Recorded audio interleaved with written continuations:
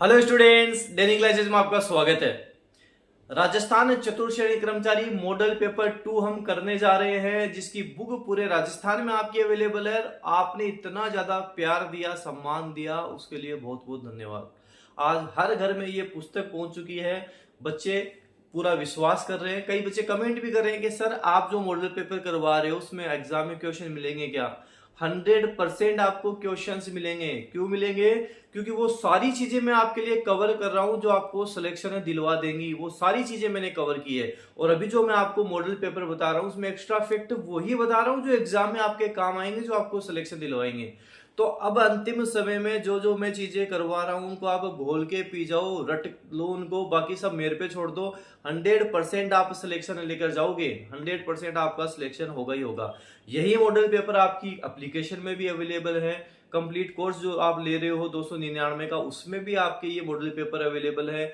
जो मैं extra fact they रहा हूँ उसकी पीडीएफ फाइल भी आपको वहां मिल रही है। सारा सब कुछ वहां पे भी आपको मिल रहा है। तो इतना प्यार सम्मान देने के लिए धन्यवाद। आपके लिए करंट अफेयर लगभग रेडी हो चुका है। 25 अगस्त तक पूरे राजस्थान में आपको अवेलेबल हो जाएगा। करंट अफेयर की बुक भी आपको पूरे राजस्थान में अवेलेबल हो जाएगी। तो फटाफट इस मॉडल 2 को देखो, अच्छे से समझो, एक्स्ट्रा फैक्ट बताऊं उसको आप याद करो ताकि श्योर सिलेक्शन लेकर जाओ। और मैं बताऊं गारंटेड 100% सिलेक्शन होगा। जुड़े रहो, अंत तक जुड़े रहो। जो करवाऊं वो घोल के अब आपको पी जाना है। तो चलिए फटाफट फुल स्क्रीन पर मॉडल पेपर 2 हम देखते हैं। मॉडल पेपर 2 पहला प्रश्न है, निम्नलिखित शब्दों में भाववाचक संज्ञा शब्द है। आपको भाववाचक संज्ञा शब्द देखना है कौन सा है। तो हम देखो बात करेंगे, हमारे पास हो जाएगा पवित्रता। ये भाववाचक संज्ञा शब्द है। जिसे हम बात करें बचपन, बुढ़ापा, मित्रता, शत्रुता, ये क्या होती हैं? ये भाववाचक संज्ञा होती हैं। जैसे एक शब्द है लड़का, इससे क्या बन जाएगा? लड़कपन बन जाएगा, लड़कपन। जैसे हमारे पास मित्र है, मित्र से क्या बना? मित्रता बन गया। शत्रु से क्या बन गया? शत्रुता बन गया। तो यहाँ पे हम बात करेंगे पवित्रता भाववाचक संज्ञा शब्द है। ऑप्शन फर्स्ट उत्तर होगा। दूसरा अपने पास है कि निम्न में से कौन सा विकल्प जातिवाचक संज्ञा से भाववाचक संज्ञा बनने का है? जातिवाचक से भाववाचक आपको ध्यान रखना है। तो हमारा इसमें आंसर होगा दासत्व है। जिसे पुरुष से क्या बनता है? पुरुषत्व बनता है। पुरुष शब्द है, पुरुषत्व बन जाएगा। जिसे निज, निज सर्वनाम में भी हमने पढ़ा था निजवाचक सर्वनाम, तो निज से निजत्व बन जाएगा। अपना से अपनत्व बन जाएगा। ये ध्यान आप रखना। वे सर्वनाम हैं, जिसे हम बोलते हैं ना वे अपना काम कर रहे हैं, तो ये वे कौन हो गए? अन्य पुरुषवाचक सर्वनाम हो गए। कौन से हो गए? अन्य पुरुषवाचक सर्वनाम हो गए। आपको ध्यान रखना, ये वे अन्य पुरुषवाचक सर्वनाम हो जाते हैं। निम्नलिखित में प्रेरणार्थक क्रिया का उदाहरण है। देखो प्रेरणार्थक क्रिया क्या होती है? इसमें कर्ता खुद क्रिया को न करके दूसरे को क्रिया करने के लिए प्रेरणा देता है। इसमें जैसे राम ने श्याम से पत्र लिखवाया, जिसे हम बोलते हैं ना उसको मैंने जितवाया, कहलवाया। तो इसमें हम बात करेंगे पढ़वाना हो जाएगा। जैसे देना, सुनना, समझना, ये तो इसके अलावा हम बात करें दूसरे से प्रेरणा वाला पढ़वाना हो जाएगा। कहलवाना, जितवाना, लिखवाना, पढ़वाना, दूसरों से काम करवाना। व्याकरण की दृष्टि से इंद्रधनुषी शब्द है। देखो इंद्रधनुष की विशेषता बता रहा है। जिसे मैं बोलूंगा यह शर्ट तो इंद्रधनुषी रंग की है। मतलब मेरा जो शर्ट है कौन से रंग का है? इंद्रधनुषी, मतलब इंद्र के धनुष के जैसा। तो हम बात करेंगे विशेषण हो जाएगा। विशेषता बताएगा तो क्या हो जाएगा? विशेषण हो जाएगा। अगला प्रश्न है कि विशेषण पद चुनिए। जैसे इसमें एक शब्द है, देखो ऐश्वर्य शब्द तो आपको पता है, ये तो भाववाचक संज्ञा हो जाएगी। ऐसे एक उन्नति शब्द है, उन्नति की हम बात करेंगे, भाववाचक संज्ञा हो जाएगी। लेकिन जब गुणशाली की बात करूंगा, जैसे मैं बोलूंगा गुणशाली, एक शब्द बोलता है शक्तिशाली, वह आदमी तो बहुत शक्तिशाली है। तो शक्तिशाली क्या है? आदमी की विशेषता बताती है। गुणशाली क्या है? उस आदमी की विशेषता बता रही है। कैसा गुणशाली है? गुणशाली है व्यक्ति या वस्तु के गुणों को बताना। तो ऑप्शन से हमारा सही आंसर, सही उत्तर हो जाएगा। अगला है कौन सा शब्द तद्भव है? तो तद्भव की हम बात करेंगे। इसमें पल्लव शब्द हमारा तद्भव हो जाएगा। वकील किस भाषा का शब्द है? वकील एक अरबी भाषा का शब्द है। तो आपसे पूछा जाए कि वकील कौन सी भाषा का शब्द है, तो आपको ध्यान रखना वकील तो अरबी भाषा का शब्द है। अगला प्रश्न है अपने पास, पवित्र शब्द का सही संधि विच्छेद। देखो 99.99% चांसेस हैं कि यहाँ से आपके एक प्रश्न बनेगा ही बनेगा।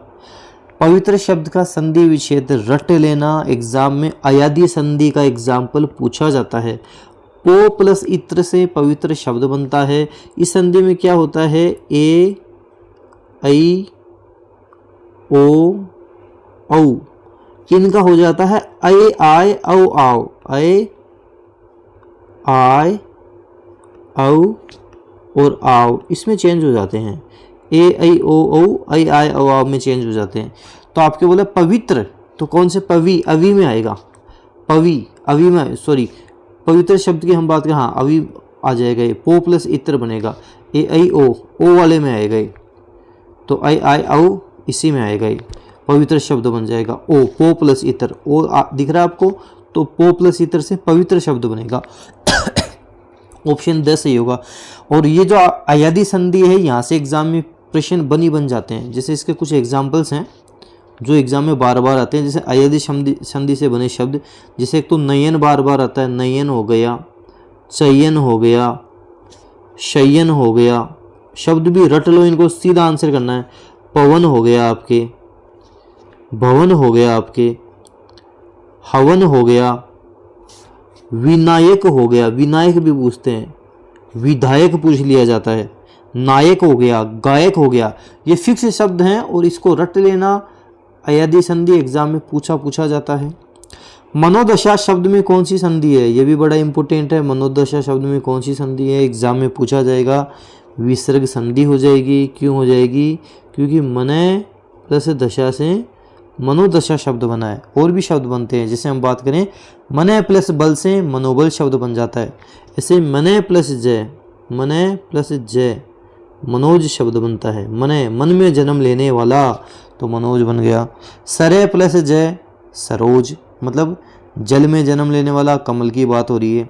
सरय प्लस वर सरोवर, यशय प्लस धरा यशोधरा। ऐसे मनय प्लस हर भी बन जाता है। मनय प्लस हर मनोहर शब्द बन गया। ये भी रट लेना, एग्जाम में पूछे जाने के पूरे चांसेस इसके रहेंगे। निम्न में से व्यंजन संधि का उदाहरण कौन सा है, बताओ। व्यंजन संधि का उदाहरण बता दो। तो हम बात करेंगे व्यंजन संधि के बारे में। देखो एक तो शब्द अपने बन रहा है इसमें दुरुपयोग, दुर प्लस उपयोग, दुरुपयोग ये नहीं होगा। परमोषद, परम प्लस औषध हो जाता है, स्वर संधि हो जाती है। तपोवन, तपय प्लस वन तपोवन, विसर्ग संधि हो जाती है। और दुरुपयोग में भी विसर्ग संधि हो जाती है। लेकिन इस शब्द की हम बात करेंगे उद प्लस हत, उद्धत, ये फिक्स व्यंजन संधि का उदाहरण, ऑप्शन ए आंसर हो जाएगा। इनमें से उपसर्ग रहित शब्द कौन सा है। उपसर्ग क्या होता है, शब्द के पहले लगेगा आपके उपसर्ग, ठीक है। तो एक शब्द तोर, तो बतौर, इसमें तो लगा हुआ है। विदा, अलविदा, इसमें भी लगा हुआ है। वजह, बेवजह है, इसमें भी लगा हुआ है। लेकिन हम सादगी शब्द बात करेंगे। मूल शब्द तो सादा है, गी इसमें प्रत्यय लग गया, सादगी हो गया। मूल शब्द सादा है, गी प्रत्यय लगा, सादगी शब्द बन गया। तो ये ऑप्शन से सादगी प्रत्यय रहित शब्द है। अगला प्रश्न है अपने पास है कि किस शब्द में वी उपसर्ग का प्रयोग नहीं हुआ है, आपको बताना है। जैसे देखो एक शब्द विख्यात है, बोलते हैं ना कुख्यात है, विख्यात है, तो इसमें तो हुआ है, विख्यात में तो 100% हुआ है। जैसे बोलते हैं ना ये तो चीज़ शुद्ध है, शुद्ध हो गया, विशुद्ध हो गया, अशुद्ध हो गया, इसमें भी हुआ है। ज्ञान विज्ञान, बोलते हैं ना ज्ञान है, विज्ञान, इसमें भी हुआ है। विहग में नहीं हुआ है, विहग में नहीं हुआ है। निम्न में से किसी शब्द में कार प्रत्यय नहीं है, कार प्रत्यय नहीं है। पेश, कार बिल्कुल है। सलाह है, कार बिल्कुल भी है। दस्तकार, इसमें बिल्कुल है। निराकार कैसे बना, निराकार शब्द निर प्लस आकार से बना है, निर प्लस आकार, निराकार, तो इस शब्द में नहीं है। ऑप्शन से अपना आंसर हो जाएगा। प्रश्न संख्या अपने पास आ गई 15। इनमें से किस विकल्प के सभी शब्द कृत प्रत्यय से बने हैं? बता दो कौन सा हो जाएगा। कृत प्रत्यय होता है क्रिया के अंत में जो लगता है, ध्यान रखना।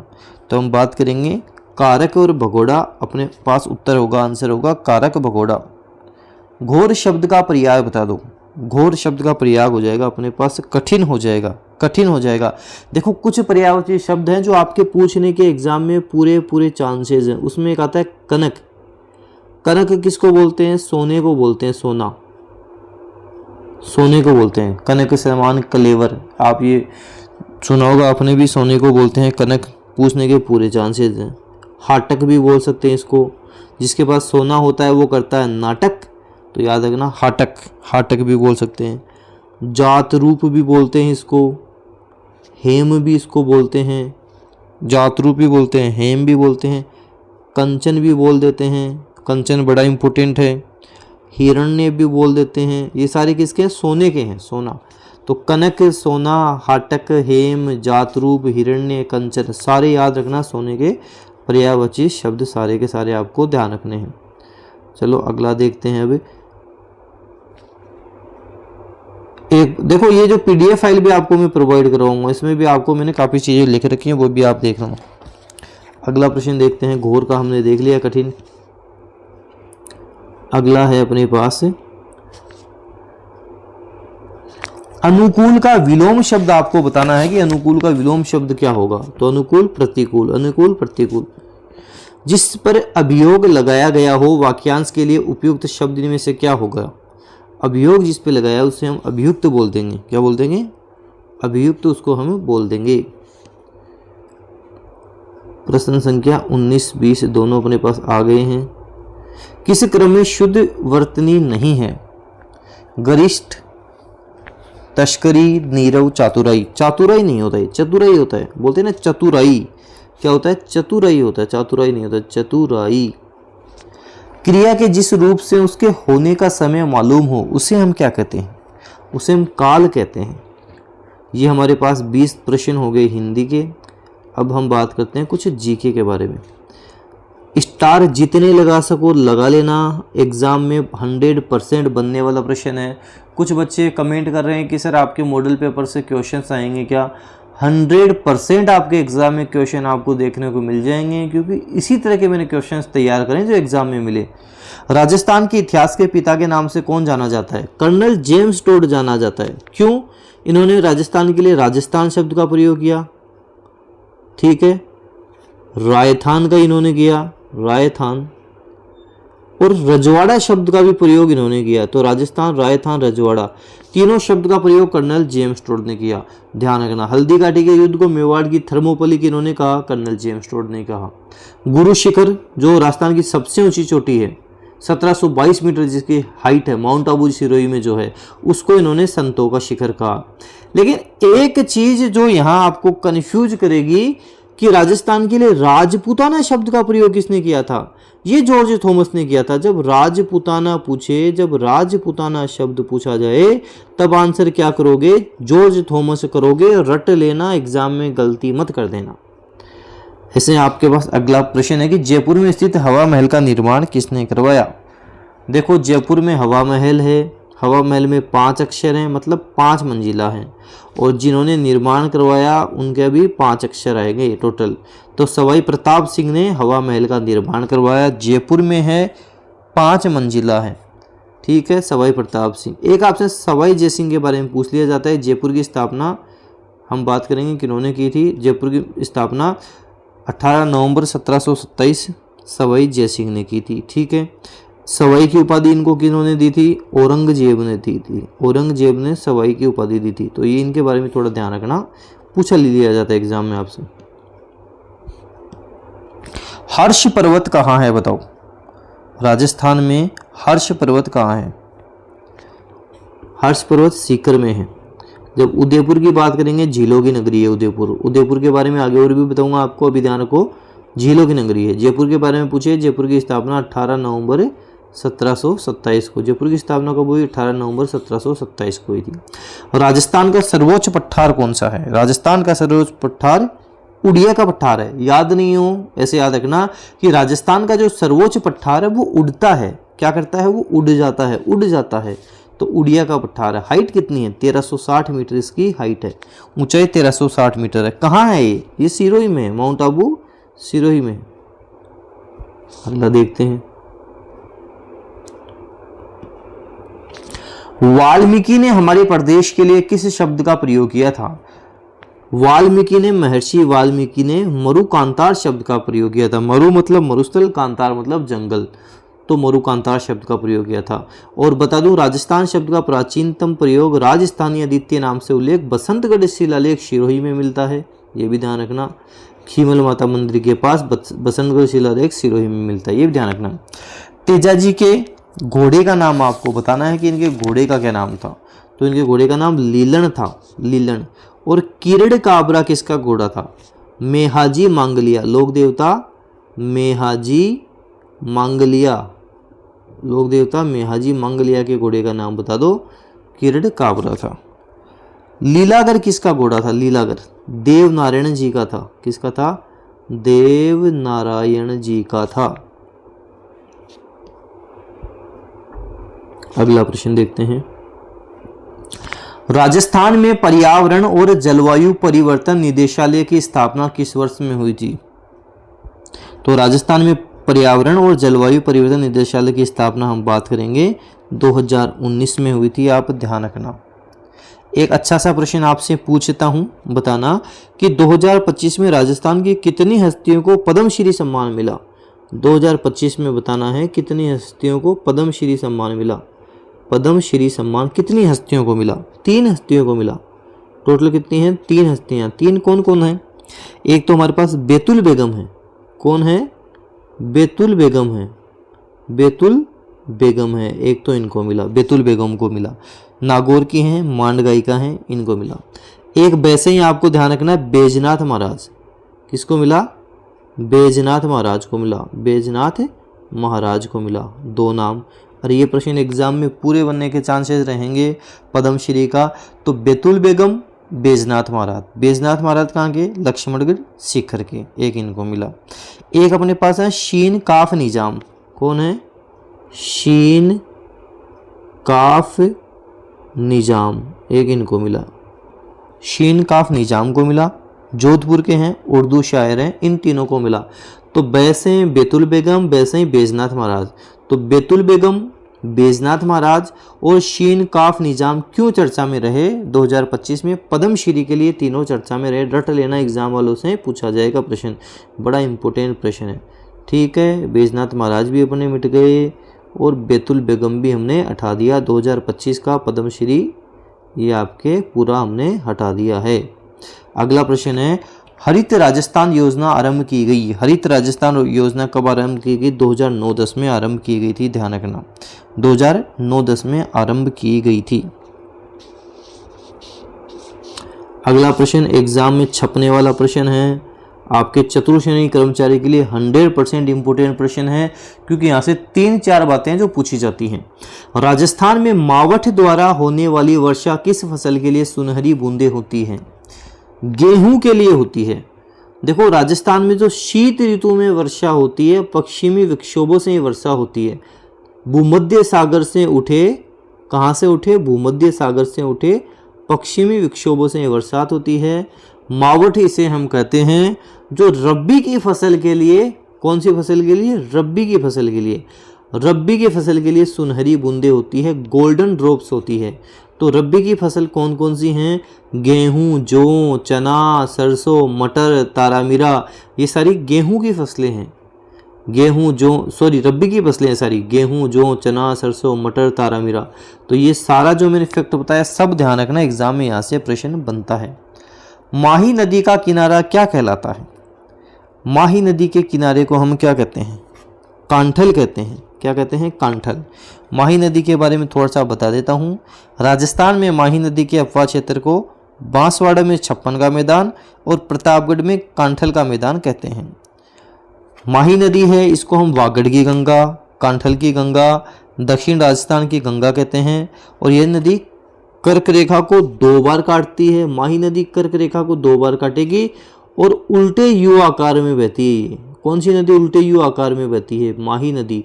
कौन सी नदी कर्क रेखा को 2 बार काटती है? माही नदी काटती है। ये सारी चीजें आप ध्यान रखना, बड़ी इंपॉर्टेंट है। पिछोला झील को वर्तमान में किस झील से जोड़ा गया है? पिछोला झील को वर्तमान में हम बात करेंगे तो फतेह सागर झील से जोड़ा गया है। किस झील से जोड़ा गया है? फतेह सागर झील से जोड़ा गया है। अब पिछोला झील की बात आ गई है, एक इम्पोर्टेंट सा सवाल ध्यान रखना कि राजस्थान की किस झील में राजस्थान की पहली इलेक्ट्रिक डबल डेकर बोट का अनावरण किया गया? क्या किया गया? इलेक्ट्रिक डबल डेकर, ये है अपने पास इलेक्ट्रिक डबल डेकर बोट। कौन सी झील में किया गया? पिछोला झील में ही किया गया, ध्यान रखना। पिछोला झील में राजस्थान की पहली इलेक्ट्रिक डबल डेकर बोट का अनावरण किया गया। इंपॉर्टेंट प्रश्न है, एग्जाम में बनने वाला प्रश्न है, ध्यान रखना। ठीक है, तो ये आपसे पूछा जा सकता है। शेखावटी क्षेत्र में स्थानीय भाषा के कुएं को क्या कहते हैं? जोहड़ कहते हैं। जोड़, गांव में जाओगे तो जोड़ा बोलेंगे इसको। तो जोहड़ शेखावटी क्षेत्र में स्थानीय भाषा के कुएं को कहा जाता है, जोहड़, आप ध्यान रखना। अब देखो कुछ बात आ रही है इन सब की, तो थोड़ी और इम्पोर्टेंट आपको मैं बात बता दूं, जिससे राजस्थान में आपको झीलों के बारे में पूछा जाएगा। जैसे अभी मैंने पिछोला झील के बारे में आपसे बात करी, ऐसे आपसे एक सवाल पूछ सकते हैं एग्जाम में कि जयसंबंध झील कहाँ है। इसलिए भी पूछा जाएगा क्योंकि वर्तमान में सलूम्बर जिले में आती है। कन्फ्यूज मत होना, सलूम्बर जिले में आती है जयसंबंध झील, ध्यान रखना। बाकी नक्की झील आपको पता है माउंट आबू में है। आना सागर झील अजमेर में है। निर्माण किसने करवाया? अर्णोराज जी ने करवाया। फोय सागर झील कहाँ है? फोय सागर झील अजमेर में है। सिलीसेट झील अलवर में है। कोलायत झील बीकानेर में है और कायलाना झील जोधपुर में है। ये भी आप ध्यान रखना।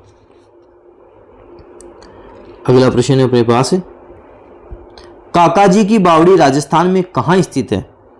काकाजी की बावड़ी बूंदी में स्थित है। बूंदी को हमको बोलते हैं बावड़ियों का शहर। तो बावड़ियों का शहर कौन सा कहलाता है? बूंदी कहलाता है। छोटी काशी किसे कहते हैं? छोटी काशी किसे कहते हैं? बूंदी को ही छोटी काशी कहा जाता है। तारागढ़ का दुर्ग कहाँ है? बूंदी में है। वैसे एक तारागढ़ का दुर्ग अजमेर में भी है और साथ साथ ध्यान रखना तारागढ़ दुर्ग बूंदी में भी है। बीजासण माता का मंदिर कहाँ है? बीजासण माता का मंदिर भी बूंदी में है। रानी जी की बावड़ी कहाँ है? एग्जाम में पूछा जाता है कि रानी जी की बावड़ी कहाँ है? बूंदी में रानी जी की बावड़ी है। अच्छा, 84 खंभों की छतरी कहाँ है? कितने खंभों की छतरी है? 84 खंभों की छतरी, ये कहाँ है? ये भी बूंदी में है, ध्यान रखना। और बात करें लोक देवता तेजाजी महाराज की कार्यस्थली बासी दुगारी कहाँ है? बासी दुगारी कहाँ है बताओ? ये भी बूंदी में है। बासी दुगारी ये क्या है? लोक देवता तेजाजी महाराज की कार्यस्थली, ये भी बूंदी में है। तो इस सारे फैक्ट आप ध्यान रखना। गंग नहर जो सबसे पुरानी नहरों में से है का निर्माण गंगा सिंह ने कब करवाया था? 1932 में करवा दिया था। 1932 में करवा दिया था। अगला है अपने पास प्रश्न संख्या 35, बेथली लघु सिंचाई परियोजना कहाँ है? ये 12 जिले में है। 12 जिले के बारे में पूछा जाए, सहरिया जनजाति का कुंभ कहलाता है, सीताबाड़ी मेला 12 कहलाता है। तो सहरिया जनजाति का कुंभ सीताबाड़ी मेला 12। ब्राह्मणी माता का मंदिर कहाँ है? पूछा जाता है ब्राह्मणी माता का मंदिर कहाँ है? तो ब्राह्मणी माता का मंदिर कहाँ है? 12 में ही है। 12 में कहाँ है? सोरसेन 12 में है। सोरसेन 12 आप ध्यान रखना। राजस्थान राज्य पथ परिवहन निगम की स्थापना कब हुई थी? राजस्थान राज्य पथ परिवहन की स्थापना 1964 में हुई थी, ध्यान रखना। 1964 में हुई थी। देखो एग्जाम में आपसे महोत्सव के बारे में भी बार बार पूछा जाता है आजकल। जिसे राजस्थान का एग्जाम है, महोत्सव के बारे में पूछा जाता है।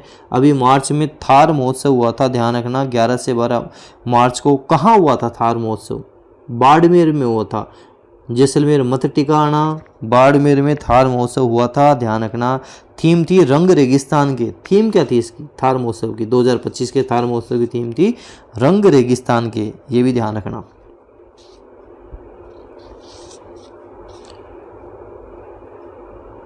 उत्तर पश्चिम रेलवे जोन का गठन कब हुआ था? 2002 में हुआ था। विश्व पर्यावरण दिवस कब मनाया जाता है? 5 जून को मनाया जाता है। इम्पोर्टेंट नहीं है ये सवाल इतना, क्योंकि वर्ल्ड के बारे में आपसे ज़्यादा नहीं पूछा जाएगा। इसलिए मैं इम्पोर्टेंट क्या है जो एग्जाम में बन सकता है वो बताता हूँ। राजस्थान में बाजरा अनुसंधान केंद्र कहाँ है? पूछा जाएगा आपसे। राजस्थान में बाजरा अनुसंधान केंद्र कहाँ है बताओ?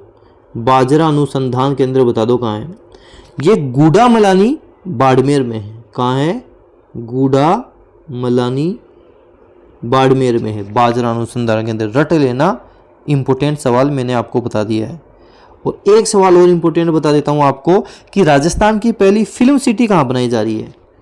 पूछा जाएगा राजस्थान की पहली फिल्म सिटी कहाँ बनाई जा रही है, तो सुमेरपुर पाली में बन रही है। कहाँ बन रही है? सुमेरपुर पाली में राजस्थान की पहली फिल्म सिटी बन रही है। ये भी आप ध्यान रखना। अगर कोई सवाल ऐसा है, मैं बता रहा हूँ इंपॉर्टेंट नहीं है और उसके लिए आपको बता रहा हूँ ये ज़्यादा इंपॉर्टेंट है, तो वो ज़्यादा वाला है वो जरूर रट लेना। पृथ्वी दिवस कब मनाया जाता है? 22 अप्रैल को मनाया जाता है। इम्पोर्टेंट नहीं है। इम्पोर्टेंट क्या है वो समझ लो। अभी आपके 38वें नेशनल गेम हुए थे, यहाँ से एग्जाम में एक प्रश्न बनने के पूरे चांसेस रहेंगे। 38वें राष्ट्रीय खेल 2025 एक प्रश्न एग्जाम में बनने के चांसेस पूरे रहेंगे आपके एग्जाम में। कहाँ हुए थे? उत्तराखंड में हुए थे। 38वें राष्ट्रीय खेल रट लेना, उत्तराखंड में भी हुए हैं। राजस्थान दल के ध्वजवाहक कौन थे? ओम प्रकाश मिठारवाल थे। राजस्थान दल के ध्वजवाहक कौन थे? नाम रट लेना, ओम प्रकाश मिठारवाल थे। तो ओम प्रकाश मिठारवाल का नाम रट लेना, इम्पोर्टेंट है। इसका किस खेल से संबंधित हैं? ये शूटिंग से संबंधित है। इनका कौन सा खेल है? ओम प्रकाश का शूटिंग इनका खेल है। इनमें राजस्थान ने कौन सा स्थान प्राप्त किया? राजस्थान ने 15वां स्थान प्राप्त किया। 38वें नेशनल गेम 2025 कहाँ हुए? उत्तराखंड में हुए। राजस्थान की तरफ से ध्वजवाहक कौन थे? ओम प्रकाश मिठारवाल थे। इनका संबंध किस खेल से है? शूटिंग से है। इनमें राजस्थान ने कौन सा स्थान प्राप्त किया? 15वां स्थान प्राप्त किया। कुल कितने पदक राजस्थान ने जीते? 43 पदक राजस्थान ने जीते। ये सारी बात रट लेना, सारी बातें इंपोर्टेंट मैंने आपको बता दी हैं। राजस्थान में प्रतिहार वंश के संस्थापक हरिश्चंद्र की राजधानी बता दो, फटाफट बता दो। मंडोर इनकी राजधानी थी। क्या राजधानी थी? मंडोर इनकी राजधानी थी, रट लेना। अगला प्रश्न देखते हैं। अंग्रेजों द्वारा मेवाड़ भील कोर की स्थापना किस वर्ष में की गई थी? 1841 में की गई थी। 1841 में अंग्रेजों द्वारा मेवाड़ भील कोर की स्थापना की गई थी। 1822 में बनाई गई मेरवाइड बटालियन का मुख्यालय क्या था? ब्यावर था, ब्यावर। 1822 में जो बनाई गई थी मेरवाइड बटालियन, उसका मुख्यालय था ब्यावर। प्रश्न संख्या 43 और 44 दोनों स्क्रीन पर हैं आपके सामने। राजस्थान निर्माण के तीसरे चरण में राज्य की राजधानी किसको बनाया गया था? उदयपुर को बनाया गया था, उदयपुर। अच्छा, राजस्थान का एकीकरण कितने समय में कंप्लीट हो गया था? कितना टाइम लगा था? तो बोलना 8 7 14, 8 वर्ष 7 माह 14 दिन में कंप्लीट हो गया था। 8 वर्ष 7 माह 14 दिन में राजस्थान का एकीकरण कंप्लीट हो गया था। और राजस्थान अपने वर्तमान स्वरूप में कब आ गया था? 1 नवंबर 1956 को आ गया। 1 नवंबर 1956 को राजस्थान अपने वर्तमान स्वरूप में आया था, याद रखना। शंकर राव देव समिति का गठन धौलपुर एवं भरतपुर राज्यों की जनता की इस बात के लिए राय जानने के लिए किया गया कि वे राजस्थान अथवा उत्तर प्रदेश किस में मिलना चाहते हैं। इस समिति में अध्यक्ष सहित कितने सदस्य थे? टोटल अध्यक्ष सहित पूछा है तो 3 सदस्य थे। कौन कौन थे?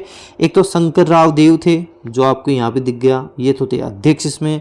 एक RK सिधावा थे इसमें, RK सिधावा थे एक इसमें, RK सिधावा थे।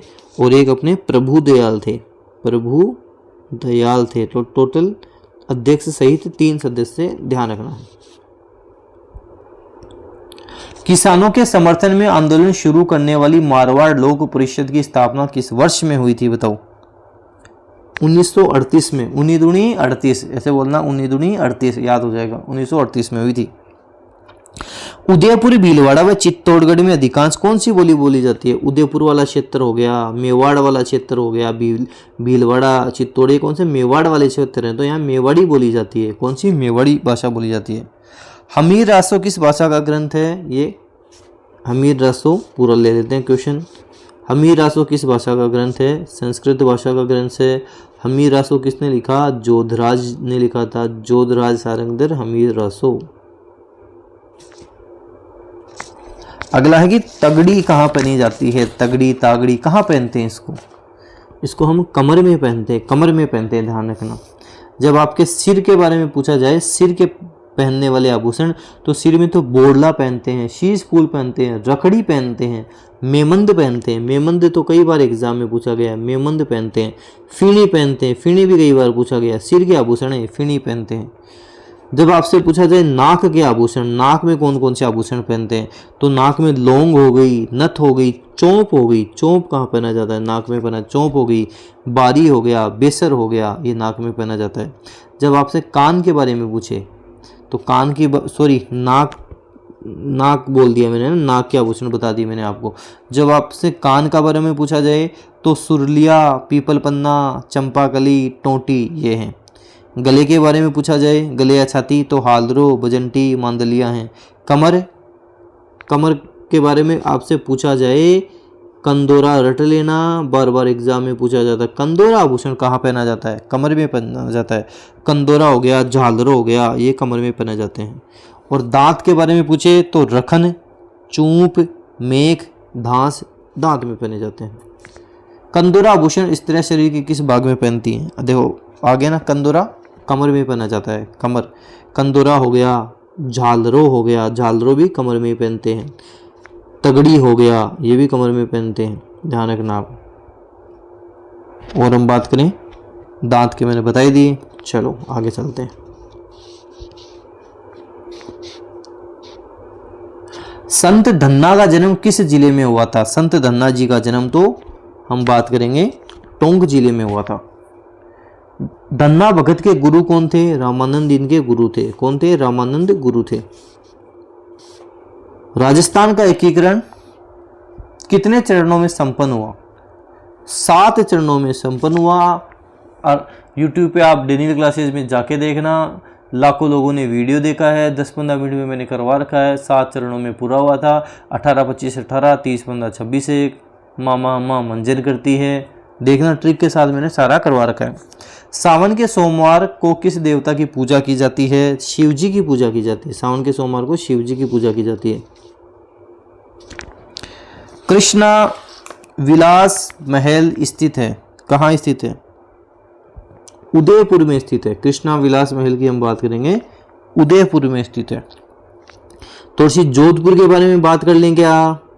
कर लेते हैं। एग्जाम में 100% बनने वाली बातें बता देता हूँ। जोधपुर को हम सन सिटी बोलते हैं, सन सिटी कहलाती है, ब्लू सिटी कहलाती है। मेहरानगढ़ दुर्ग कहाँ है? जोधपुर में ही है। जसवंत थड़ा कहाँ है? जसवंत थड़ा कहाँ है? जोधपुर में। क्या है? राजस्थान का ताजमहल कहलाता है जसवंत थड़ा। कहाँ है? जोधपुर में है।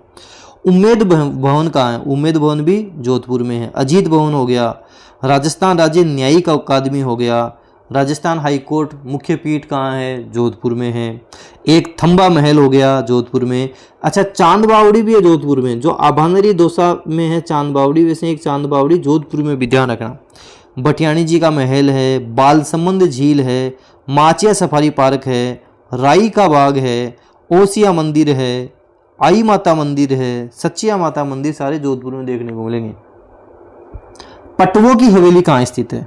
पटवों की हवेली जैसलमेर में है। कहाँ है? जैसलमेर में है।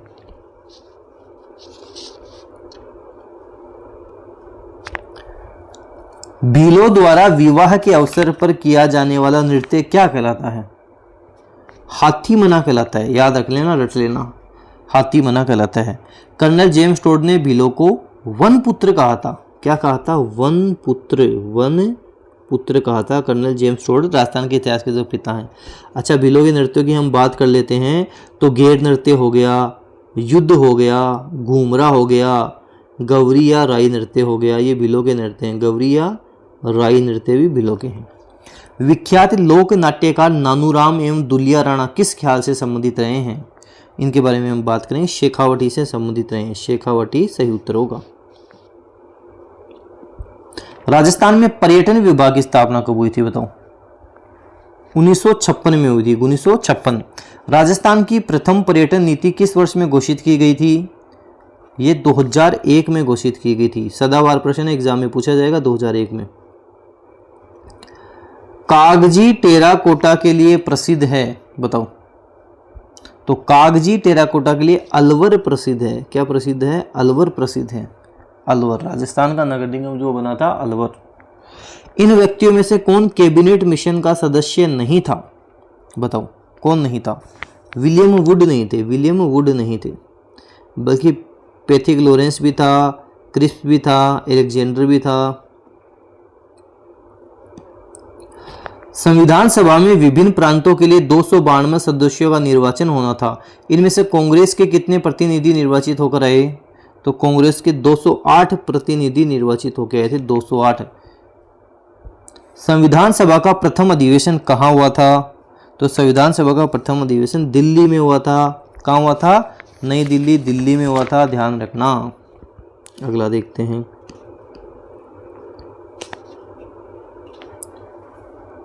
राजस्थान उच्च न्यायालय की मुख्य पीठ कहाँ है? देखो मुख्य पीठ जोधपुर में है और जयपुर में भी एक खंडपीठ है। जयपुर में भी इसकी एक बेंच है, ध्यान रखना, जयपुर में भी एक बेंच है। मुख्य पीठ कहाँ है? जोधपुर में। जयपुर में भी इसकी बेंच है, ध्यान रखना। वर्तमान में राजस्थान में कुल कितने जिले हैं? अभी वर्तमान की बात करें तो 41 जिले ही हैं। वर्तमान में राजस्थान में कितने जिले हैं? अभी 41 जिले ही, आप ध्यान रखना। वर्तमान में राजस्थान में 41 जिले हैं। अगला देखते हैं। राजस्थान में जिला आयोजना समिति में कितने सदस्य होते हैं? तो राजस्थान में जिला आयोजना समिति में 25 सदस्य होते हैं। राजस्थान अपराध रिकॉर्ड ब्यूरो की स्थापना कहाँ की गई थी? जयपुर में की गई थी, जयपुर में की गई थी। देखो एक ऑप्शन है उदयपुर। उदयपुर के बारे में चीजें बता देता हूँ, रट लेना, 100% एग्जाम में आपसे पूछा जाएगा।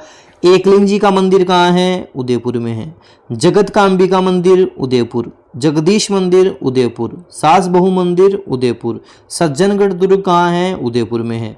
बागौर की हवेलियां कहाँ हैं? बागौर की हवेलियां उदयपुर में है। और बागौर की सभ्यता भीलवाड़ा में है, जो कोठियारी नदी के किनारे है। पिछोला झील उदयपुर में, फतेह सागर झील उदयपुर में, दूध तलाई उदयपुर में, सहेलियों की बाड़ी उदयपुर में। सहेलियों की बाड़ी तो एग्जाम वालों का इंपोर्टेंट है, ये उदयपुर में आपके। मोती मगरी कहाँ है? उदयपुर में। ये भी आप साथ साथ ध्यान में रखना। भारत की संसद द्वारा अधिनियमित किए जाने के बाद सूचना का अधिकार अधिनियम का शुभारंभ कब हुआ? 12 अक्टूबर 2005 को हुआ, 12 अक्टूबर 2005 को। हाल ही में राजस्थान विश्वविद्यालय ने 8 जनवरी 2025 को अपना कौन सा स्थापना दिवस बनाया? इन्होंने 8 जनवरी 2025 को 79वां स्थापना दिवस बनाया। राजस्थान विश्वविद्यालय के कुलाधिपति कौन होंगे? कुलाधिपति होंगे राजस्थान के राज्यपाल। राजस्थान के राज्यपाल कौन है वर्तमान में? तो राजस्थान के राज्यपाल की बात करेंगे हम, हरिभाऊ वागड़े वर्तमान में राजस्थान के राज्यपाल हैं। अच्छा, राजस्थान विश्वविद्यालय का कुलपति, कुलाधिपति तो मैंने बात कर ली, कुलपति के बारे में पूछे आपसे, कुलपति कौन है? तो कुलपति के बारे में हम बात करेंगे तो प्रोफेसर अल्पना कटेजा हैं। प्रोफेसर कौन है? अल्पना कटेजा, आपको ध्यान रखना। कार्यकाल इनका 3 वर्ष या 3 साल या 17 वर्ष की आयु, जो भी पूर्ण हो, जो भी पहले हो, ये भी ध्यान रखना। एंजाइम क्या होते हैं? बताओ एंजाइम क्या है? एंजाइम जैव उत्प्रेरक हैं, ध्यान रखना। एंजाइम एक प्रकार का प्रोटीन होता है जो जैविक उत्प्रेरक के रूप में कार्य करता है, जो कोशिकाओं में होने वाली रासायनिक प्रतिक्रियाओं की दर को बढ़ाता है। निम्नलिखित में से कौन सा तत्व रासायनिक रूप में धातु व अधातु दोनों के समान कार्य करता है? बोरोन है। बोरोन धातु अधातु दोनों के समान कार्य करता है, ध्यान रखना। बोरोन रट लेना, एग्जाम में कई बार पूछा गया है, बार बार पूछा गया प्रश्न है।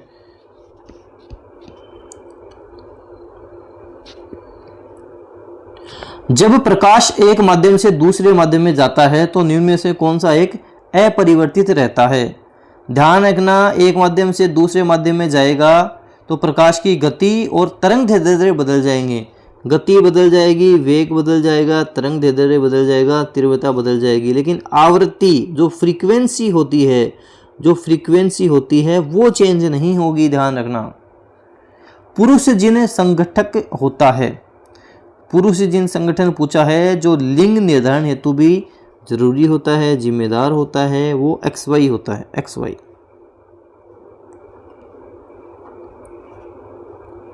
मानव कोशिका में गुणसूत्रों की संख्या कितनी होती है? बताओ। मानव कोशिका में हम बात करेंगे, गुणसूत्रों की कुल संख्या पूछा है तो 46 होती है। जोड़ों के बारे में बात करें तो 23 जोड़े होते हैं। कितने जोड़े होते हैं? 23 जोड़े, ध्यान रखना आप। 22 जो जोड़े होते हैं वो अलिंग गुणसूत्र बोलते हैं, जो नर और मादा में बराबर होते हैं, समान होते हैं। 23वां जो जोड़ा होता है वो लिंग गुणसूत्र के रूप में होता है, जिसमें महिलाओं में XX होता है और पुरुषों में XY के रूप में होता है। ध्यान रखना है। अगला प्रश्न बड़ा इंपॉर्टेंट प्रश्न है, एग्जाम में बन सकता है, पूछा जा सकता है। सामान्य सूखे कचरे के लिए उपयोग होने वाला कचरा पत्र कौन सा है? सूखा कचरा है तो नीला। सामान्य सूखे कचरे के लिए उपयोग होने वाला कचरा पत्र है नीला। अगर गीला कचरा है तो हरा। अगर आपके पास गीला कचरा है तो आप डालोगे हरे डस्टबिन में, रट लेना। डिफरेंस इंजन का आविष्कार किसने किया था? कंप्यूटर के इतिहास के पिता, कंप्यूटर के जनक चार्ल्स बेबेज ने किया था। चार्ल्स बेबेज ने किया था। एक पूछा जाता है पंच कार्ड का आविष्कार किसने किया था? पंच कार्ड का आविष्कार तो हरमन होलरिथ ने किया था। किसने किया था? हरमन होलरिथ।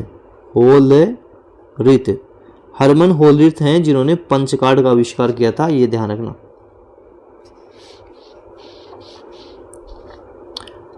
ड्रम प्रिंटर प्रकार के प्रिंटर का उदाहरण है। लाइन प्रिंटर का उदाहरण है ड्रम प्रिंटर। प्रिंटर में बात करें, इम्पैक्ट प्रिंटर होता है, एक नॉन इम्पैक्ट प्रिंटर होता है।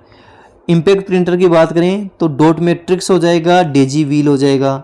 और नॉन इम्पैक्ट प्रिंटर की बात करें तो इसमें इंकजेट आ जाता है, लेजर आ जाता है, थर्मल आ जाता है, 3D प्रिंटर आ जाता है। CPU की फुल फॉर्म बता दो। CPU की फुल फॉर्म होती है central processing unit, CPU, central processing unit. एक आपके होता है MICR। जब चेक देखते हैं, चेक के नीचे MICR कोड होता है, ये क्या होता है? Magnetic ink character recognisation. तो मैग्नेटिक इंक कैरेक्टर रिकॉग्नाइजेशन आप ध्यान रखना। प्रिंट के लिए कौन सा मेन्यू सेलेक्ट करोगे? प्रिंट के लिए हम बात करें, प्रिंट विकल्प में जाओगे, फाइल मेनू में जो होता है, या डॉक्यूमेंट में स्क्रीन के बाएं शीर्ष कोने पर उपलब्ध ऑफिस बटन का आप विकल्प ले सकते हो। ऑफिस बटन से जा सकते हो।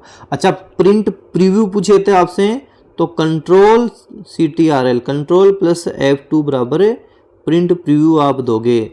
और प्रिंट कैसे दोगे? कंट्रोल प्लस P दबा दो, कंट्रोल P से प्रिंट आपके आ जाएगा। सीधा कंट्रोल P दबाओ, एंटर मार दो, प्रिंट आ जाएगा। अपनी रिपोर्ट का पहला पैराग्राफ इंडेंट करने के लिए आपको किसका उपयोग करना पड़ेगा? टैब की का उपयोग करना पड़ेगा आपको, टैब का। ये आप ध्यान रखना, टैब का उपयोग करना पड़ता है आपको। दो प्राकृत संख्याएं 6:11 के अनुपात में हैं। यदि इनका लघुत्तम समापत्य 462 है तो इनका मैस है। लघुत्तम समापत्य LCM आपको बता रखा है 462 है, तो HCF आपको बताना है कितना होगा, महत्तम समापत्य कितना होगा। देखो हम बात करेंगे 6:11 के अनुपात में, तो आप मान सकते हो एक संख्या 6x है और दूसरी 11x है, और इनका LCM कितना आ रहा है? हम बात करें 462 है, ठीक है। तो 6x और 11x कितने हो गए? आप इनका LCM निकालोगे, 66x आपके सामने आ जाएगा। तो 66x ये बोल रहा है कि 462 है, तो हमारे पास HCF हो जाएगा 462 डिवाइडेड बाई 66 बराबर, आंसर अपने पास आ जाएगा 7 उत्तर आ जाएगा। किसी छोटी संख्या को बड़ी संख्या के सन्निकट हजारवां भाग 9000 होगा। किसी छोटी संख्या को बड़ी संख्या का सन्निकट हजारवां भाग 9000 होगा। हजारवां भाग क्या होगा? 9000 होगा। तो आप इसको ऑप्शन से कर सकते हो, जैसे आप करोगे 8500, ऑप्शन दे में दे रखा है 9499। इसका जो हजारवां भाग है वो 9000 हो जाएगा, ऑप्शन से सीधा निकल जाएगा।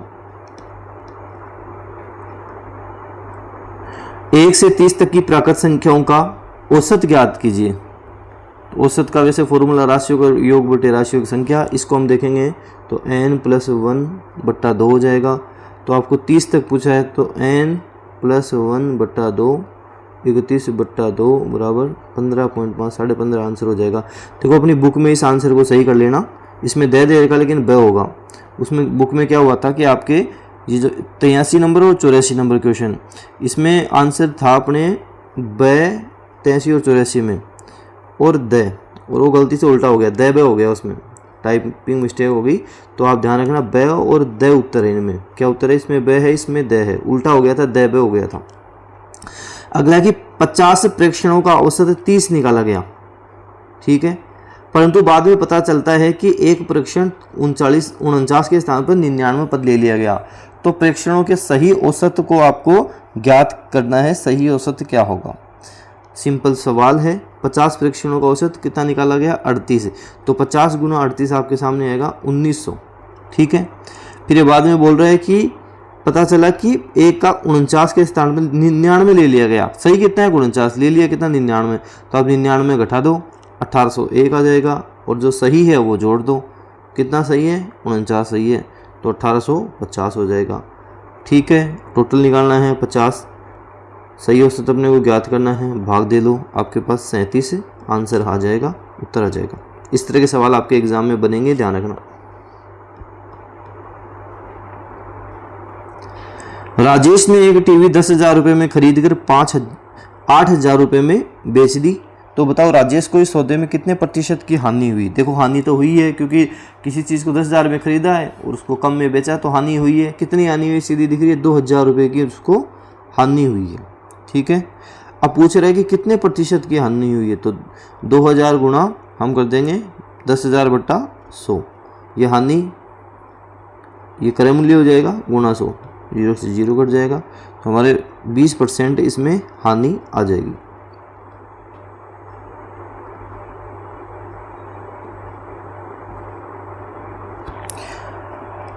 क्रय मूल्य और विक्रय मूल्य का अनुपात 5:4 हो तो हानि ज्ञात कीजिए। हानि प्रतिशत बताना आपको। इस तरह के सवाल बड़े सिंपल होते हैं। आप इसको x भी मान सकते हो, जैसे 5x क्रय मूल्य हो गया, विक्रय मूल्य हो गया 4x, तो इसमें आप 5x माइनस 4x आपके पास में x आ जाएगा। हानि निकालनी है तो x बटा 5x गुना 100 हो जाएगा, तो अपने पास आंसर आ जाएगा 20%। और वैसे आप सीधा भी निकाल सकते हो कि जैसे कोई इसके आगे 0 लगा देना, दोनों के 50 को 40 कर देना। 50 रुपये में खरीदा, 40 में बेच के 10 की हानि होगी, तो 10 बटा 50 गुना 100 बराबर 20 उत्तर आ जाएगा।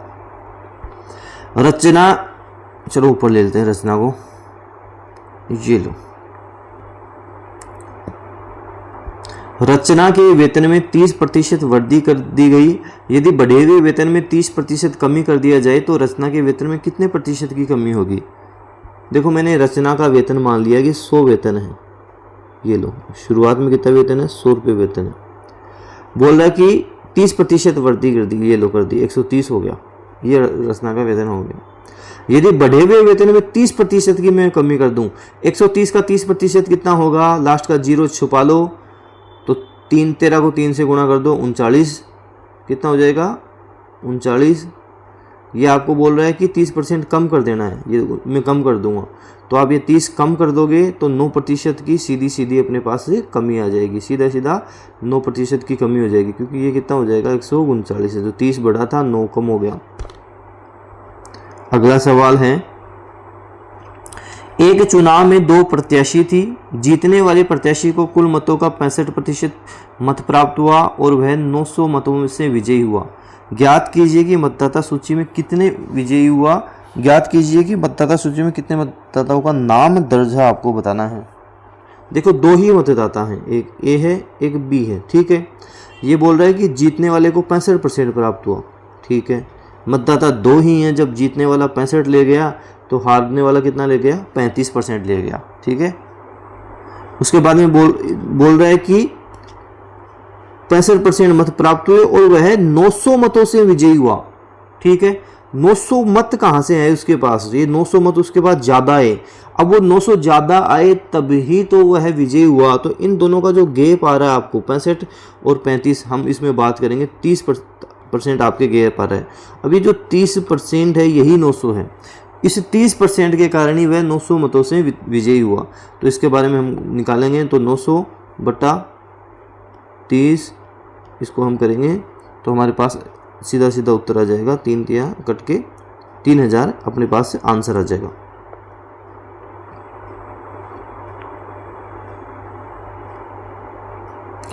साधारण ब्याज पर कोई धनराशि 2 वर्षों के बाद 720 हो जाती है तथा 5 और अधिक वर्षों के बाद 1020 हो जाती है, तो वह धनराशि कितनी है? 1020 हो जाती है। 720 से कितना अंतर आया? 003, 300 रुपये का अंतर आ गया। ठीक है। 5 वर्षों में 300 रुपये का अंतर आ रहा है, 1 वर्ष में कितने का आएगा? 60 रुपये का अंतर आएगा, ठीक है ना। 60 रुपये का अंतर आ गया। तो ये बोला साधारण ब्याज पर कोई धनराशि 720 रुपये हो जाती है 2 वर्षों में। 1 वर्षों में 60 हुई तो 2 में कितनी होगी? 120। 600 रुपये वह धनराशि होगी। 720 माइनस 120 बराबर 600 रुपये धनराशि हो जाएगी। अगला है, कोई धन साधारण ब्याज की दर से 2 वर्षों में 550, 3 वर्षों में 575, तो 4 वर्षों में वह धन कितना हो जाएगा? बड़ा सिंपल है। आपको सबसे पहले 1 वर्ष का निकाल लो, इन दोनों का अंतर निकाल लो, कितना आ जाएगा? 550 माइनस 575, 25 अंतर आ जाएगा। अब ये देख लो आप, 25 आपके पास अंतर आ गया, तो 1 वर्ष में 25 होगा, 2 में 50, 3 में 75, 4 में 100, इस तरह से हो जाएगा। आपको है धन ज्ञात करना है, तो 550 की हम बात करेंगे, मूलधन ज्ञात कर लो आप। 550 रुपये है, 2 वर्ष का बता रहा है, तो 550 माइनस 50 कर दो। 550 माइनस 50 कितना हो जाएगा? 500 हो जाएगा, ठीक है। आपसे पूछ रहा है कि कोई धन साधारण ब्याज की दर से 2 वर्षों में 550 और 3 वर्ष में 575 हो जाता है, ठीक है। तो वह धन कितना 4 वर्ष में वह धन कितना हो जाएगा? अगले 4 वर्ष में कितना हो जाएगा? वह धन 500 रुपये है। 4 वर्ष में कितना हो जाएगा? 25 गुणा 4, 25 चौक 100, 600 रुपये वह धन हो जाएगा। 500 मूलधन हो गया और 1 साल का ब्याज हो गया 25, तो 4 साल का 100, क्योंकि साधारण ब्याज है।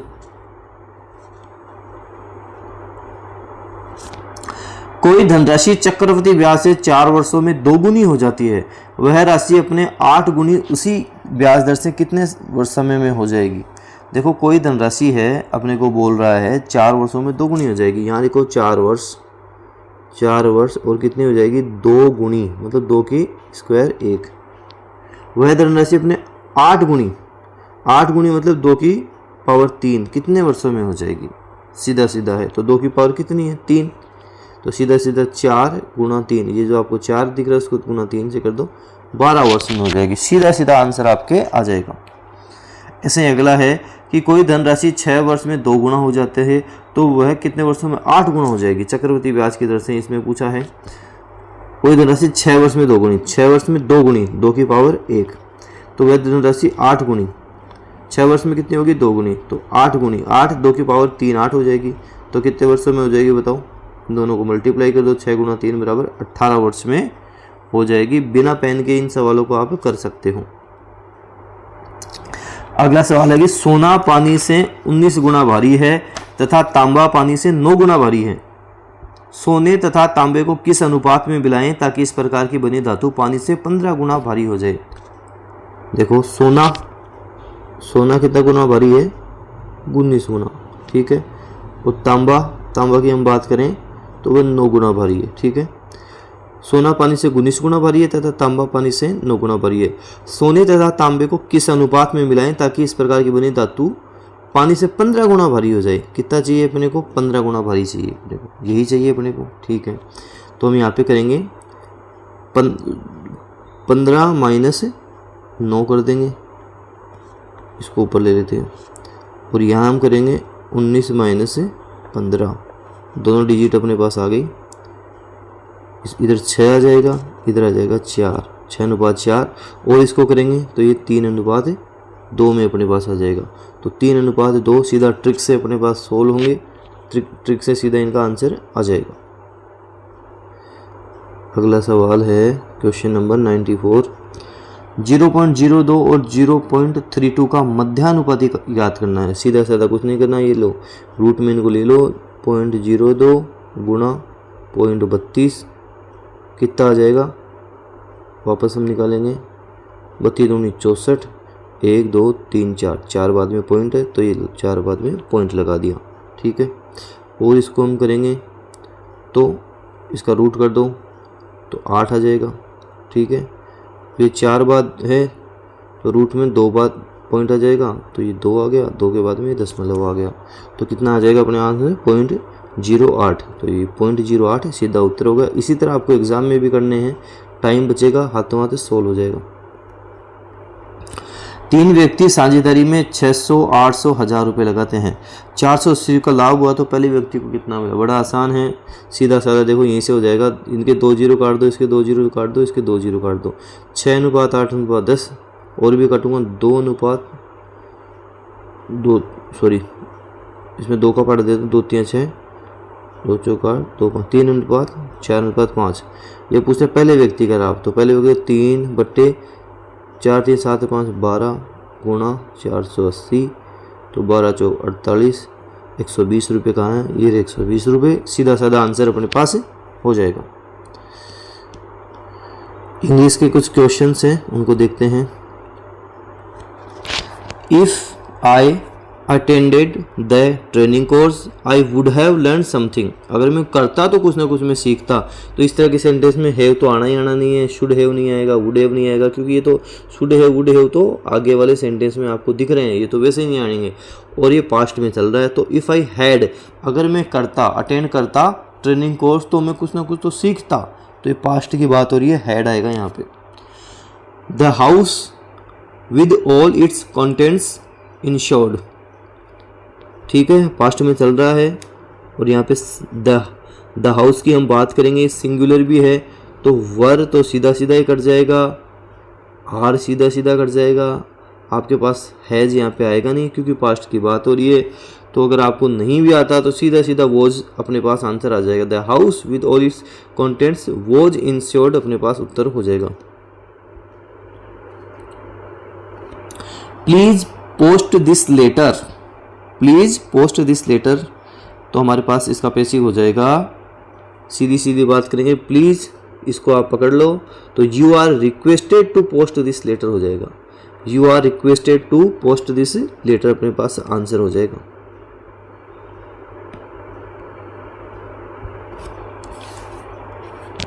Why should I be insulted by you, ठीक है, एक्टिव में चेंज करो, ये पैसिव में है। Why should I be insulted by you, तो इसमें हमारे पास आंसर हो जाएगा। देखो ये डू तो इसमें वैसे नहीं आना है, वाई एम आई ये भी नहीं आएगा, और वाई एम आई बीइंग आप ऑप्शन से करोगे तो सीधा सीधा आपको ऑटोमेटिक ये चीज़ें समझ में आ जाएंगी। Why should you insult me, इसका सही उत्तर होगा why should you insult me. My friend advise me not to be hasty, तो इसकी हम बात करेंगे क्वेश्चन नंबर 100 की।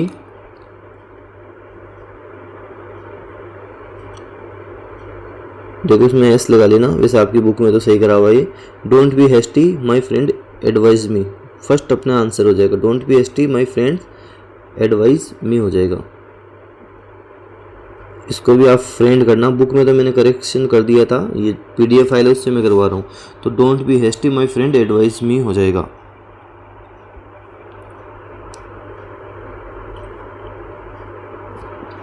आई haven't seen your brother here, आपको इसको अफर्मेटिव में चेंज करना, सकारात्मक में चेंज करना। आई haven't seen your brother here, तो इसका आंसर अपने पास देखो, आई के साथ हैज आता नहीं है, आपको पता है।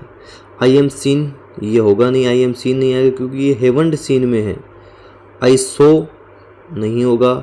I have seen your brother here बिल्कुल परफेक्ट होगा, बिल्कुल सही होगा। I have seen your brother here, और ये किस में है? नेगेटिव में। आई हैवंट सीन, तो आई हैव सीन हो जाएगा। I haven't scene I have seen में चेंज होगा। पेन्स आर योर्स क्या होगा? प्लूरल हो रहा है, दोज हो जाएगा। प्लूरल में क्या आएगा? Those. Those pens are yours हो जाएगा।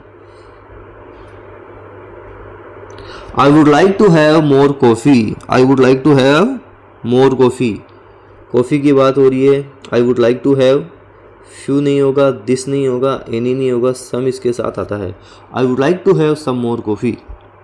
Send this letters to my address, send this letters to, send के साथ क्या आएगा? सेंड दिस लेटर्स टू आएगा, तो send this letters to my address अपने पास सही आंसर, सही उत्तर होगा।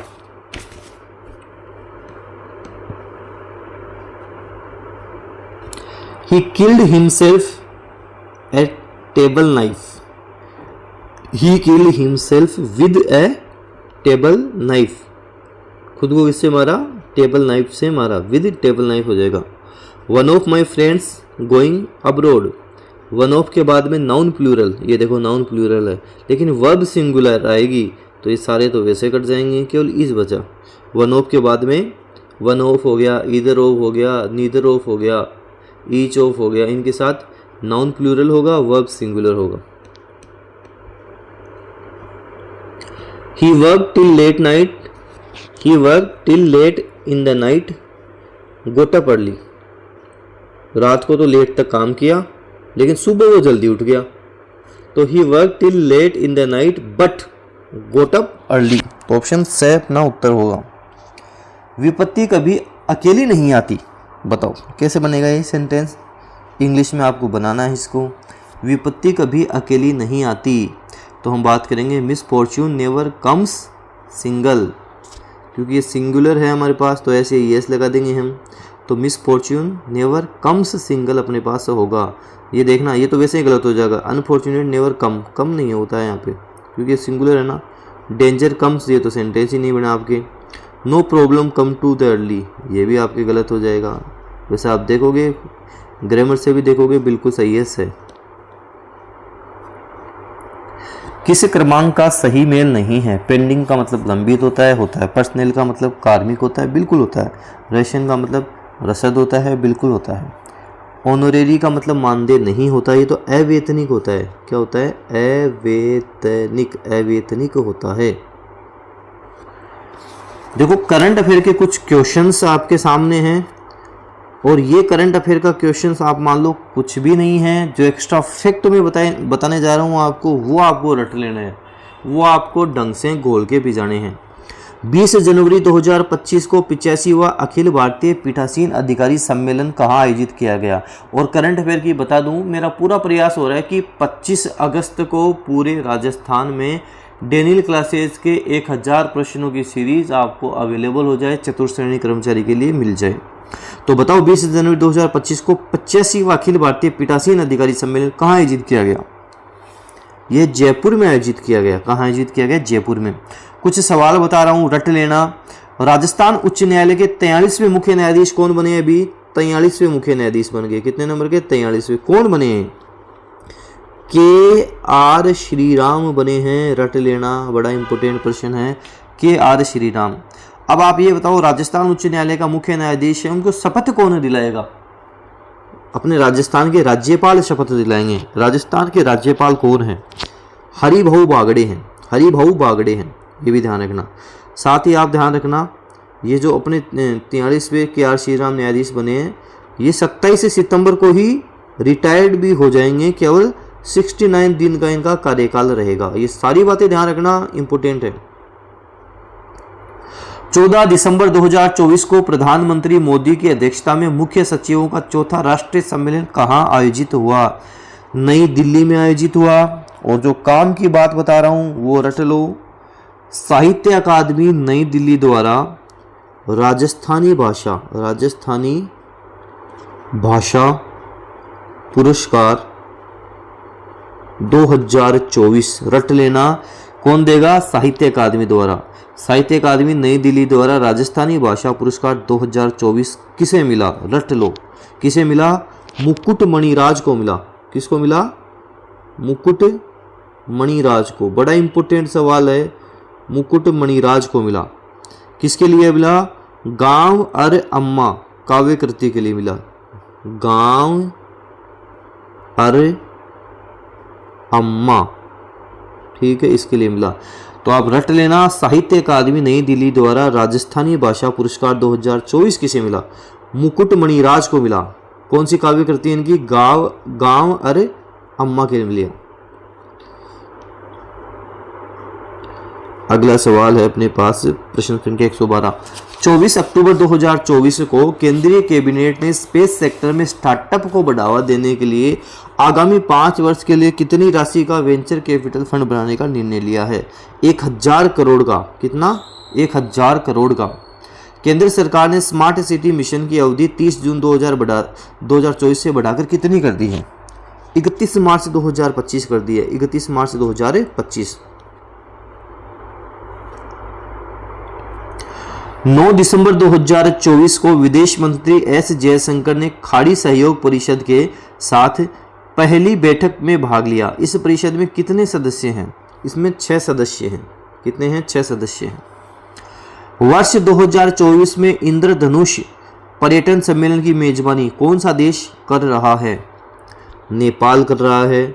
एक बड़ा अच्छा सा सवाल आपको बता देता हूं मैं, पूछा जाएगा आपसे कि मिस यूनिवर्स राजस्थान 2025 का खिताब किसने जीता?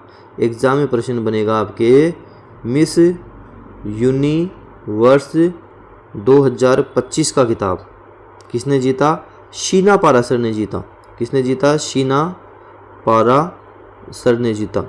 ये वो सवाल हैं जो अभी मैं छांट रहा हूँ एग्जाम के लिए, जो इम्पोर्टेंट हैं, जो आपकी करंट अफेयर की बुक में भी आपको मिलेंगे। तो ये रट लेना, मिस यूनिवर्स 2025 राजस्थान का खिताब शीना पारासर ने जीता। ठीक है। वर्ष 2025 में ISSF जूनियर विश्व कप की मेजबानी कौन कर रहा है? तो हम बात करेंगे, हमारा भारत कर रहा है। भारत, भाग्य विधाता भारत कर रहा है। 117 नंबर का क्वेश्चन है कि जून 2025-24 में म्यूनिख जर्मनी में आयोजित वर्ल्ड कप राइफल विश्व कप में भारत का कौन सा स्थान रहा? इसमें भारत का स्थान तीसरा रहा है।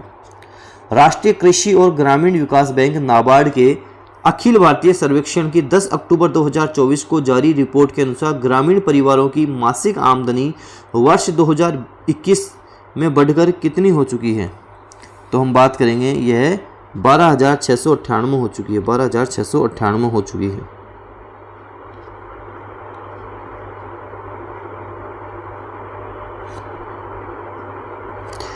सात फरवरी 2025 को भारतीय रिजर्व बैंक ने 5 वर्ष बाद रेपो दरों में 0.25% की कमी का ऐलान किया, जो निर्धारित होगी।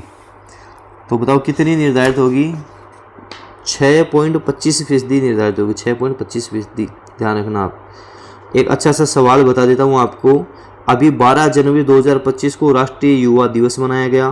ठीक है। स्वामी विवेकानंद जी की जयंती पर 12 जनवरी 2025 को भी राष्ट्रीय युवा दिवस मनाया गया। ठीक है।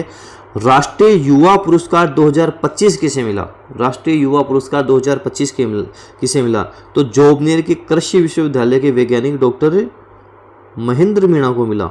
डॉक्टर महेंद्र मीणा को दिया गया। ये क्या था? राष्ट्रीय युवा पुरस्कार था। राष्ट्रीय युवा पुरस्कार था 2025 का। रट लेना, महेंद्र मीणा। श्रम एवं रोजगार मंत्रालय की PLFS की नवीनतम रिपोर्ट दिसंबर 2024 के अनुसार भारत में 2023-24 में बेरोजगारी की दर 6% से घटकर कितनी हो गई है? 3.2% हो गई है। 3.2% हो गई है। तो ये आपके टॉप 120 क्वेश्चंस हो गए। जल्द ही मॉडल पेपर 3 में करवा रहा हूँ। तीसरा मॉडल पेपर आपको जल्दी मिल जाएगा, ज़्यादा टाइम नहीं लगेगा। ये 120 क्वेश्चंस, इसके एक्स्ट्रा फैक्ट, और साथ ही मैं आपको बता दूं एक्स्ट्रा फैक्ट में PDF फाइल जो आपको मैं आपके कोर्स में प्रोवाइड करवा रहा हूँ। कोर्स में आपको मिल जाएगी, जो नाम मात्र की प्राइस में आपको कोर्स मिल रहा है उसमें आपको मिल जाएगी। PDF फाइल भी आप वहाँ देख सकते हो, और वहाँ पे आपके ऑलरेडी ये मॉडल पेपर है। मॉडल पेपर वहाँ आप दोगे, आपको पता लगेगा, स्कोर आपको दिखा देगा कि मेरा इतना स्कोर बना है। तो 20 मॉडल पेपर आपको अपनी एप्लीकेशन ऐप में भी मिल रहे हैं। कंप्लीट कोर्स भी आपको वहाँ पर मिल रहा है। धन्यवाद। जल्द ही अगला वीडियो आपके सामने प्रस्तुत होगा।